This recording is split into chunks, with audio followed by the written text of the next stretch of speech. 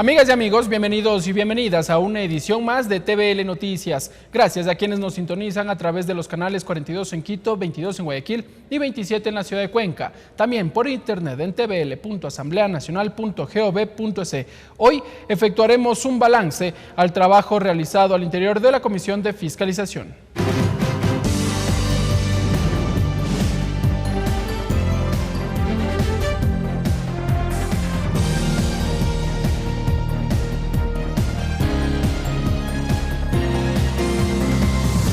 Y para ello está con nosotros el asambleísta Víctor Medina, integrante de la Comisión de Fiscalización. Víctor Medina, asambleísta de Alianza País por Guayas, integrante de la Comisión del Derecho a la Salud, integrante de la Comisión de Fiscalización. Asambleísta Víctor Medina, bienvenido a la televisión de la Asamblea Nacional. ¿Qué tal? Buenas tardes, gracias por la invitación. Asambleísta, le contamos y también a la ciudadanía que el trabajo de la Comisión de Fiscalización de la legislatura tomó fuerza los últimos meses del primer trimestre del 2016, cuando admitió a trámite el pedido de juicio político al ministro de Educación, Augusto Espinosa. El análisis de este pedido duró más de 20 días. Finalmente, la mesa legislativa recomendó el archivo de esta iniciativa y en el siguiente reportaje les detallamos cómo se llevó adelante el proceso para dicho juicio. La Comisión de Fiscalización de la Asamblea, en el marco legal que la ampara, activó el proceso de juicio político en contra del ministro de Educación, Augusto Espinosa.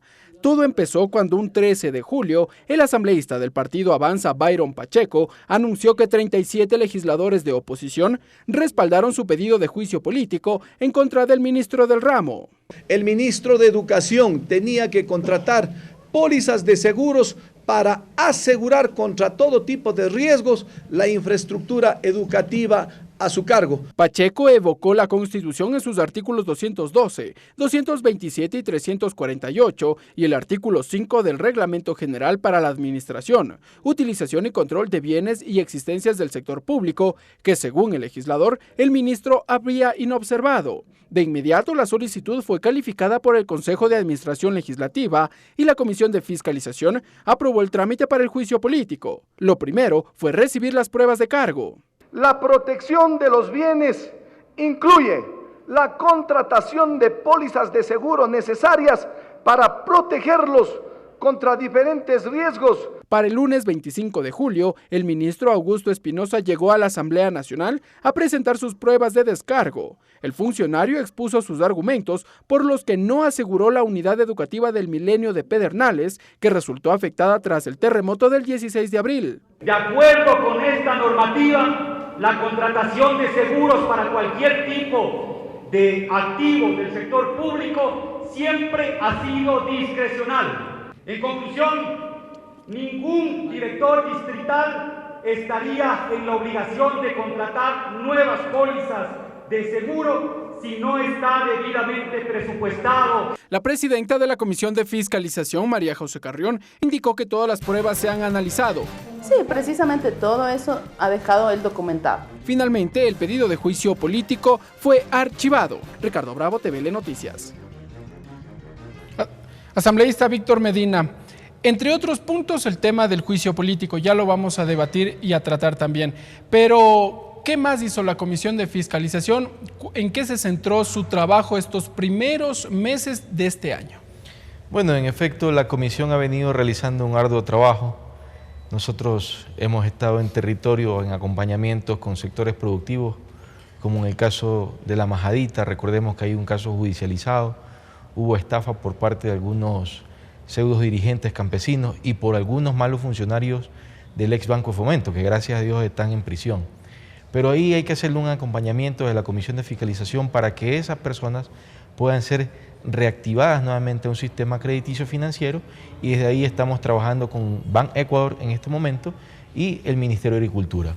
Otro de los casos que estamos atendiendo en el mismo sentido, en el mismo tema agropecuario de producción, es en el caso de la Clementina. Recordemos que el caso de la Clementina, pues la hacienda dejó de pertenecer al empresario Álvaro Novoa y ahora es de los trabajadores. Tienen ahí un administrador, pero está pasando por, en este caso, malos momentos económicos por la falta de producción, por, en este caso, pues, el abaratamiento del costo de la fruta en mercados internacionales y otros factores. Ese es otro acompañamiento que está realizando la Comisión de Fiscalización y Control Político de la Asamblea Nacional.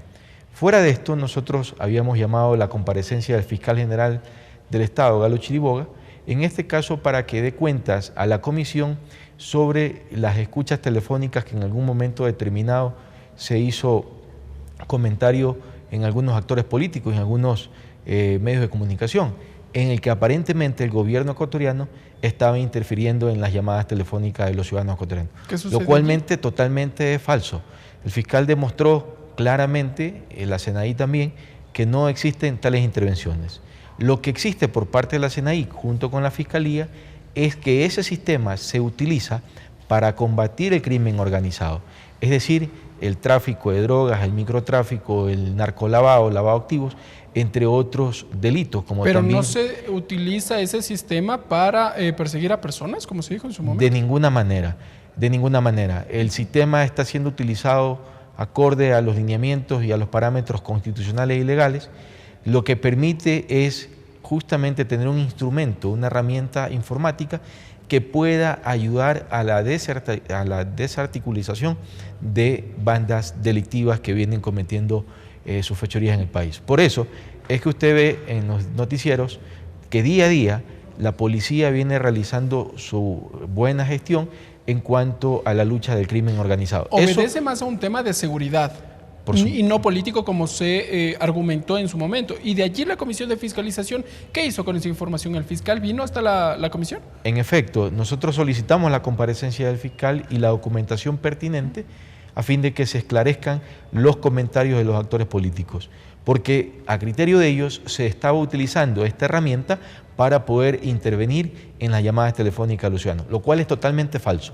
En lo que sí se utiliza es para la lucha en contra del crimen organizado. Ahora bien, asambleísta, esto en cuanto a los primeros meses de trabajo efectuado por la comisión, ¿se solicitó estos documentos? ¿Cuál es el trámite que se los ha dado? Bueno, en este caso en la comparecencia, el fiscal general dejó la documentación pertinente para que la comisión lo examine. Ha sido entregada a cada legislador de la comisión a fin de que se determinen si existe o no concordancia con lo que dijo el fiscal. Y en el caso, en efecto, es así. Esta herramienta sirve, como lo he mencionado, para contrarrestar el crimen organizado. Pero más allá de eso, también solicitamos nosotros la comparecencia del Contralor General de Estado. En el caso de que, por ejemplo, existen algunos indicios de responsabilidad civil, penal, administrativa en algunos municipios del país, específicamente en la provincia de Esmeraldas. Recordemos que esto salió a la luz a partir de que la asambleísta Esperanza G está siendo procesada actualmente, y en este caso pues se determinaron a través del examen especial a algunas instituciones públicas de la provincia de Esmeraldas, se encontraron que muchos municipios de esa provincia estaban teniendo dificultades. Más allá de eso, los indicios de responsabilidad penal que pasaron de la Contraloría a la Fiscalía, nosotros hemos solicitado también al Fiscal General de la Nación a fin de que se determinen las responsabilidades penales de existir en contra de esas autoridades seccionales o de alguna institución de alguna función del Estado. Pero ese caso en este momento se encuentra en la justicia, y de la información ya recabada, la ex asambleísta espera, bueno, asambleísta todavía porque no tiene sentencia penal ejecutoriada. Ella ya cruzó una primera instancia. Ahora bien, la Asamblea Nacional ya también emitió varias resoluciones. Existe un proyecto de reforma a la Ley Orgánica de la Función Legislativa en cuanto a qué hacer con los asambleístas que se encuentren en estas instancias y sus remuneraciones. Desde la Comisión de Fiscalización, ¿se ha recomendado o se tiene observaciones sobre esa situación en el caso de que los asambleístas se encuentren inmersos en un proceso legal? Bueno, recordemos que las leyes no están escritas en piedras. A raíz de que la sociedad evoluciona y se presentan algunos casos muy distintos a otros, nos damos cuenta que las leyes podrían tener algunos vacíos. Es lo que descubrimos, por ejemplo, con el pedido de juicio político en contra del ministro de Educación. Lo mismo ocurre con el caso de la asambleísta Esperanza Galván. Es decir, eso trae a que la legislación ecuatoriana tenga nuevos retos para justamente buscar una ley eficaz y eficiente, no solamente en la función de la administración de la función legislativa, sino también de sus integrantes, de sus miembros, para que tengamos la responsabilidad social, sobre todo, en el cumplimiento estricto a la norma con la ciudadanía. ¿Por qué me refiero a eso? En el juicio político se lo voy a explicar más adelante. Pero es importante, la comisión está trabajando, el equipo de la comisión, para presentar justamente las observaciones a las reformas que se están haciendo a la ley orgánica de la función legislativa. Mi despacho está haciendo lo propio y en los próximos días lo haremos. Asimismo, lo presentaremos en el Pleno de la Asamblea Nacional cuando toque el segundo debate de esa importante ley. Correcto, asambleísta, pero esa es materia de otra mesa legislativa, la de participación Así ciudadana. es. En cuanto a la Comisión de Fiscalización, como ya veíamos en el reportaje precedente, el tema que centró la atención sobre todo es este pedido de juicio político en contra del ministro de Educación, Augusto Espinosa. Allí la mesa legislativa resolvió el archivo. ¿Por qué? Bueno, recordemos primero que el pedido de juicio político cumplía ciertos requisitos mínimos de acuerdo a la Constitución y a la ley. Básicamente, la firma de 34 legisladores, miembros de esta asamblea, y presentaron 37, fueron los interpelantes. Entre eso, exige la anunciación total de las pruebas. Ahí ¿En qué consiste eso? En que cuando los interpelantes presentaban el pedido de juicio político, tenían que anunciar todas las pericias, todas las pruebas pertinentes que tuvieran ellos que presentar a la comisión o solicitar de manera externa alguna otra autoridad. Y ahí cometieron el primer error. El asambleísta Pacheco y los 36 interpelantes más omitieron, en este caso, dentro de esa anunciación total de las pruebas, el pedido de que el Contralor General comparezca a la Comisión de Fiscalización. ¿Eso ellos no lo solicitaron en esta No lo primera solicitaron. instancia? No lo solicitaron y ahí hubo un error procedimental. Hubo la omisión por parte de los asambleístas interpelantes y en lo posterior, justamente ellos queriendo poder salvar en este caso esa irresponsabilidad con la que actuaron, presentan el asambleísta Bustamante, el asambleísta Pacheco y el asambleísta Terán, presentan el pedido para que comparezca el Contralor General del Estado. ¿Y esa no es una de las facultades que tiene la comisión, el llamar a una autoridad para la mesa legislativa? En efecto, nosotros, dentro de las garantías del debido proceso, en estricto cumplimiento a la Constitución y a la norma establecida, vigente en Ecuador, nosotros actuamos estrictamente apegados al derecho. Nosotros calificamos el pedido de juicio político porque cumplía con los requisitos. Abrimos la apertura para que en este caso se presenten las pruebas de cargo y descargo y recibimos a los interpelantes como al interpelado. Y ahí hay otra irresponsabilidad con la que trata la oposición justamente en estos procesos, en estos pedidos que ellos mismos los realizan. De los 37 asambleístas interpelantes a presentar las pruebas de cargo, solamente aparecieron 8.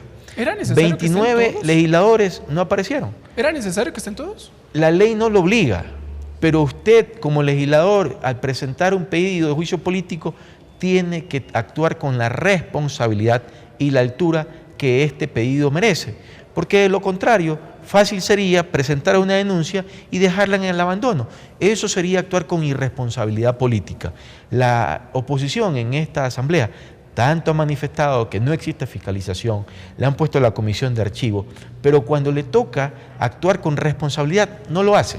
Y no solamente pasó con el caso del ministro Espinosa, lo mismo pasa con papeles de Panamá en la Comisión de Justicia. La oposición no presentó un solo documento en esa investigación. Pero retomando lo nuestro, dentro de esa etapa de prueba, que nosotros la cerramos después de los 15 días que indica la ley, verificamos las pruebas de cargo y de descargo, la valoración de las pruebas. Las pruebas presentadas, las pruebas de cargo presentadas. Las pruebas de cargo, recortes de periódico por parte del asambleísta Pacheco, algunos CDs con audios y videos de algunas entrevistas que le habían hecho algunos medios de comunicación al ministro de Educación, y un recorte en el que el Contralor General del Estado anunciaba que el reglamento estaba vigente y era de cumplimiento obligatorio para las instituciones del Estado. El artículo 5 de este reglamento de la Contraloría. Eso sumado a la argumentación jurídica en la Constitución, en la Ley Orgánica de la Función Legislativa, en cuanto al procedimiento de juicio político, y específicamente pues el artículo que aparentemente se violentó por parte del ministro de Educación, el artículo 5. En la valoración de la prueba, yo siempre dije de que teníamos que revisar la norma de manera integral, no solamente el artículo 5. Revisando la norma de manera integral, me encuentro con la disposición transitoria única del mismo reglamento, que dispone que hasta el 31 de diciembre del 2016, los representantes de las instituciones públicas del Estado tenían justamente para conformar una comisión técnica. ¿Para qué? Para que esta comisión técnica conformada por el guardaalmacén, por el jefe financiero y cualquier otro funcionario de esa institución realice justamente una valoración actualizada sobre los bienes que tiene esa institución. Pero ahí no dice, en esa disposición, entonces, ¿dice o no dice que deben, en este caso, asegurar las instituciones ante un riesgo que podría darse? No lo dice, pero sin embargo, cuando usted va a contratar una póliza de seguro, yo le pongo un ejercicio muy práctico. Usted tiene un vehículo y usted quiere asegurar su vehículo. El asegurador o el broker de seguro, lo primero que le hace pedir a usted es su cédula de identidad y la matrícula de su carro. La cédula para verificar que usted es el propietario y la matrícula para ver el año del carro, del año de producción del carro, el modelo, la marca y el avalúo comercial. En base a ese avalúo comercial real, actualizado, ellos le dan a usted el valor de la póliza de seguros por el vehículo que usted quiera asegurar. ¿Y en el caso de la unidad educativa del Milenio? Y en el caso de las instituciones del Estado, tenían que actualizar todos los bienes a sus cargos para tener un avalúo real y a partir de ahí empezar a hacer los aseguramientos que correspondan. El mismo ministro ha dicho en reiteradas ocasiones que el avalúo de esa institución, de la Unidad Educativa del Milenio Pedernales, en este caso, es de cerca de $4 millones. ¿Usted se conocía? Bueno, en efecto, se pudo haber conocido el avalúo por cuanto es una unidad educativa nueva, moderna, recién construida. Pero en este caso, el mismo reglamento, que es de manera general, manda a que todos los bienes tengan un avalúo real para ser asegurados. Y ojo con eso, porque ese reglamento y esa disposición transitoria única entra en vigencia un día antes del terremoto, el 15 de abril del 2016. Es decir, de acuerdo a ese reglamento, de acuerdo a esa transitoria única, no existía la obligatoriedad del aseguramiento de los bienes, de acuerdo a la disposición transitoria. Ahora bien, asambleísta, ya en las pruebas de descargo el ministro de Educación, que vino acá hasta la Asamblea Nacional, Salón José Mejía Lequerica puntualmente, no argumentó esa disposición. Y lo que dijo es más bien que en ninguna parte del Código de Finanzas a él le daba esta facultad para asegurar, o más bien, no existe el presupuesto, en el presupuesto general del Estado, para asegurar todas estas instituciones. Por lo tanto, es facultativo de el asegurar o no las instituciones. Mire, el ministro Espinosa cometió algunas imprecisiones en sus declaraciones televisivas y también algunas imprecisiones en el momento de venir a la Comisión de Fiscalización a presentar su prueba de descargo. Sin embargo, esas imprecisiones no daban elementos de convicción para llamarlo juicio político. Las imprecisiones que él cometió, por ejemplo, el primero, decir que el reglamento era inconstitucional. Él no es juez constitucional ni es presidente de la Corte y no existe un pedido de inconstitucionalidad sobre esa normativa. Esa es la primera imprecisión. La segunda imprecisión es de que él indica de que el asegurar los bienes públicos es de manera discrecional. No es así. El reglamento indica que es obligatorio, pero la transitoria única del mismo reglamento, que entró en vigencia un día antes del terremoto, indica que tienen plazo hasta el 31 de diciembre del 2016. ¿Qué tiene más peso? ¿Un reglamento por parte de la Contraloría General del Estado o el Código de Finanzas? Bueno, de acuerdo a la pirámide de Hale-Keynesian, dentro de la supremacía, 425, si mal no recuerdo la Constitución, por lo tanto el Código Orgánico tiene mayor sostenibilidad y prevalencia en la normativa jurídica en cuanto a la aplicación. Pero si bien es cierto, el ministro también indicaba de que no existirían los recursos necesarios para asegurar todas las obras que tiene el Estado ecuatoriano, puede ser real. Y ahí tenemos un reto, pero visto desde la concepción del aseguramiento integral de todos los bienes, que tienen que cumplirse con los requisitos específicos, ya sea en la Constitución, en la ley o en las leyes o en los reglamentos vigentes. Otra de las imprecisiones que hizo el ministro de Educación es decir que el reglamento no es ley. El reglamento sí es ley. De acuerdo a esa pirámide de Kelsen, es una ley de menor jerarquía, pero es de cumplimiento. Los acuerdos ministeriales que él firma y se aplican en vigencia para las disposiciones o administraciones algunas, también son leyes. Por lo tanto, es una contradicción decir que un reglamento de la Contraloría General del Estado no es ley y después decir que un acuerdo ministerial sí es ley. Entonces, esas son las imprecisiones. Pero más allá de las imprecisiones del ministro, la comisión tenía la responsabilidad de actuar apegado y ceñido a la norma constitucional y legal establecida.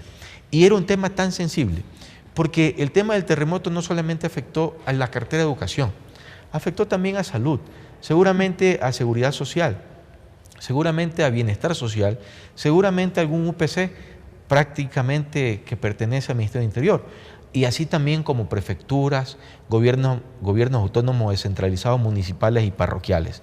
Es decir, que del desprendimiento de la decisión de la Comisión de Fiscalización, si no lo hacíamos acorde, apegado a la legislación vigente, podría incurrir en algunos otros procesos continuos. Y ahí, asambleísta, me está leyendo la siguiente pregunta. Entonces, se sienta ya un precedente con este informe aprobado por la Comisión de Fiscalización.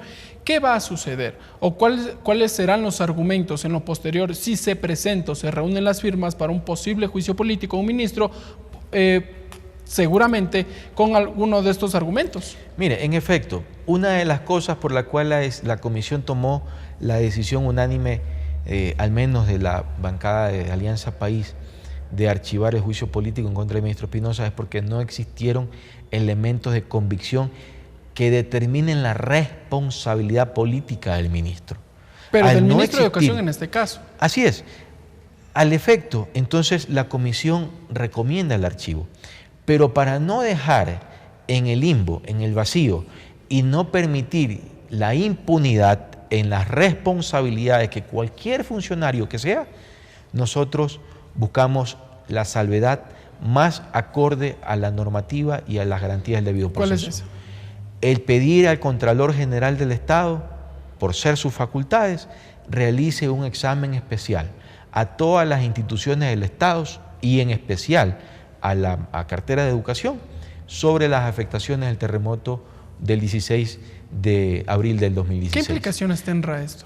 ¿Qué es lo que corresponde? Lo que aparentemente se vulnera es el reglamento de la Contraloría General del Estado, en la falta de contratación de pólizas de seguro. Por lo tanto, la Contraloría es la institución que tiene que determinar las responsabilidades civiles, administrativas o penales o de cualquier otra naturaleza sobre esa materia. Yo creo que la oposición se puso primero el zapato y después la media.